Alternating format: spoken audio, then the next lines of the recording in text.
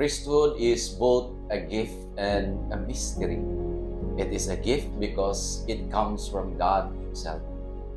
And it is a mystery because God, like the mystery of the Trinity, is beyond human understanding. A priest should be a believer.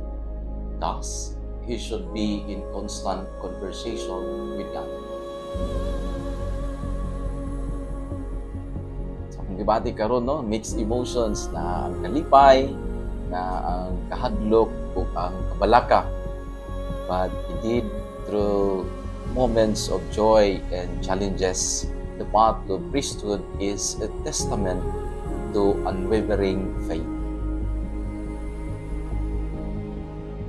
Priesthood is a gift freely given by God to the chosen few, despite their unworthiness. And the one who freely receives this gift has the responsibility to bring God to people and bring people to God for the good of the church, for the salvation of the souls of humanity.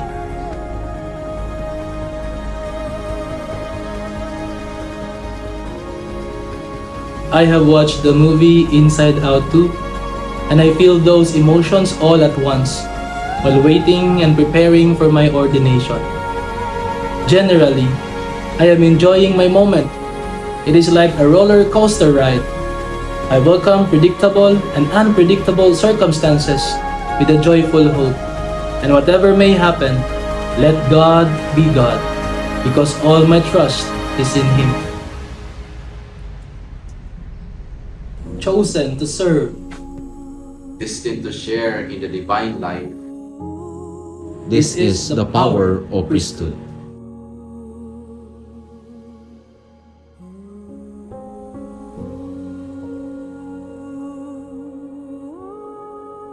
Muna ni Ron. Hi, mga friend!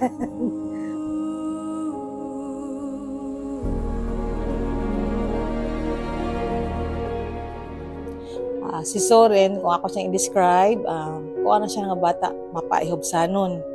Kaya nakasulti ko kay bisag ka ng makasaban or naamay mga, sa dili niya mali, hindi siya magtingog. Tapos maghilom lang siya. Una nga, pasalamat mi sa iya kay nagdako siya nga butan. Yal Chris, butan siya nga bata. Mayo siya sa katawhan, mayo po siya diri sa among panimalay. Dili po siya abusado, sa kanang iyang pagkabata. Human po siya sa akwa sa pag-ampo. Gagmay pa siya, gawban siya sa akwa sa pag-ampo. Antod nga, nagsulod siya sa kanang seminary.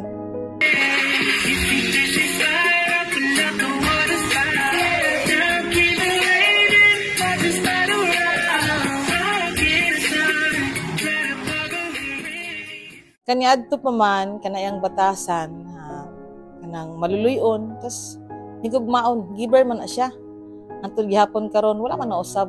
Tapos tung naana siya sa seminary, eskwela siya didto, kang iya mong preparatory is BSMT. So layor kay sa nga tanan kay ang mga subject ana ni dito more on shipment management, handling, ba? Sa dick watching gibali ana, then sa seminary manggod sumuran pastoral din mga theologian na biblical, so layo na kaayo. Tapos nag-struggle na siya dito. Then karon nakita na mo siya nga although nag-struggle kung nagatuon mo siya, di na kaya gyud niya. Law ka magdahom nga magsulod siya pag-graduate niya, yun siya nga, ma, bani ko, kuasa man. Yan, to sa kanang kuan ko nung pakita niya ang katong papel sa kuha niya. Di ba na ako siya? Pag-ato dito, naku nga, unsa man ni diri? Abin, wak ko kabalo nga, eskulahan ba? Unsa man diri niya? Ang nakita na ako kanang kuan gani, kanang kantil.